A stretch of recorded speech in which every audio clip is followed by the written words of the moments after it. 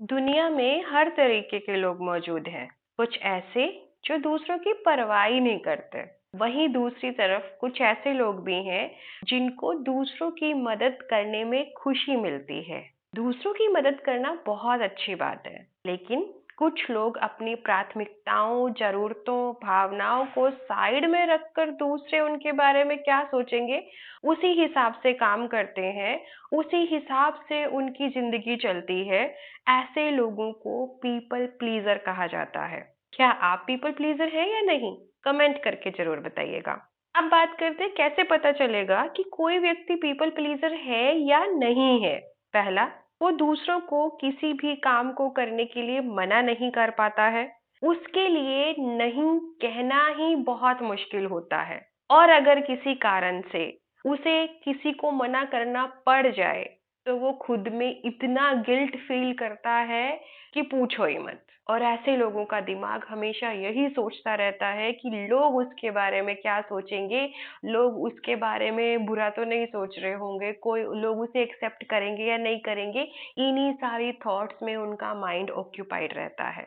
उन्हें इस बात का भी डर लगता है कि लोग उन्हें मीन या सेल्फिश ना समझ ले। जो काम या कोई ऐसी चीज जो उन्हें करना पसंद नहीं है, जिसके बारे में उनकी राय अलग है, वो काम भी, वो चीज भी वो लोगों को खुश करने के चक्कर में कर देते हैं। गलती ना होने पर भी सॉरी बोल देते हैं और सारा दोष अपने सिर पे ले लेते हैं। दूसरों का काम करने के लिए खुद की प्रायोरिटीज को, खुद की नीड्स को अनदेखा कर देते हैं और छोड़ देते हैं। दूसरों के काम करते रहते हैं। किसी बात पर सामने वाले से अलग राय होने के बावजूद भी सहमत होने का दिखावा करते हैं। उनके चारों तरफ जिस तरीके के लोग होते हैं, उनका बिहेवियर, उनका एटीट्यूड उसी तरीके का हो जाता है। वो लोगों के कॉन्फ्लिक्ट से, लोगों से बहस करने से बचते हैं। और अगर ये सारी चीजें बार बार या लगातार करते रहते हैं तो ऐसे लोग पीपल प्लीजर होते हैं।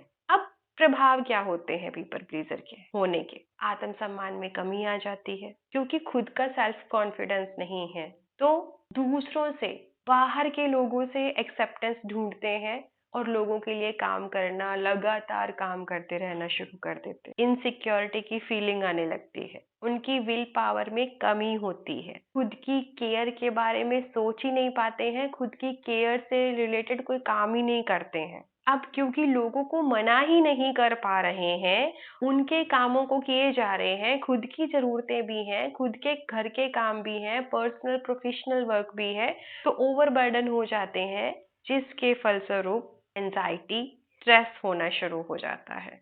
क्योंकि कोई काम करना पसंद नहीं है या किसी चीज को लेके उनकी एकमत राय नहीं है सामने वाले के साथ में, लेकिन अब उसकी हाँ में हाँ मिला दी है, उसको काम के लिए कमिट कर दिया है, तो नतीजा फ्रस्ट्रेशन होने लगती है, खुद से गुस्सा आने लगता है। और जिन लोगों के साथ उनके रिश्ते बने हुए हैं, क्योंकि लोगों को पता है कि इस इंसान को थोड़ा सा प्रेशर देके काम कर कहने पर ये मना नहीं करेगी या मना नहीं करेगा, तो वो लोग सिर्फ अपना काम निकलवाने के लिए उनसे जुड़े होते हैं। तो ऐसे रिश्ते, ऐसे रिलेशनशिप उनके कमजोर रिलेशनशिप होते हैं। अब इन चीजों को रोक कैसे सकते हैं? तो इसके लिए सबसे पहले छोटे छोटे स्टेप्स लेने पड़ेंगे। जैसे खुद को टाइम देना, खुद की फिजिकल मेंटल हेल्थ के लिए टाइम निकालना, या फिर कोई ऐसी न्यू स्किल जो आप सीखना चाहते हैं आगे बढ़ने के लिए, उसके लिए टाइम निकालना शुरू करना।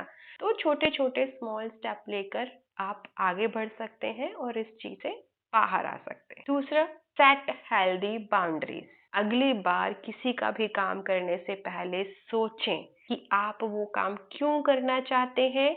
आप उस काम को करने के लिए आपका कोई जरूरी काम तो नहीं रह रहा है। ये सब सोचकर, समझकर अपनी बाउंड्रीज सेट करें, अपनी प्रायोरिटीज सेट करें और सामने वाले को मना करें। अपनी लाइफ के गोल को सेट करें, अपनी प्राथमिकताओं को सेट करें। अपने साथ में पॉजिटिव सेल्फ टॉक करके हम पीपल प्लीजर से नॉर्मल लाइफ में आ सकते हैं, क्योंकि इतने सालों से, इतने लंबे टाइम से हमें आदत हो गई है हर किसी का काम करने के लिए। मना करने की आदत ही नहीं है, किसी चीज के लिए हमें अपना मत रखने की आदत ही नहीं है।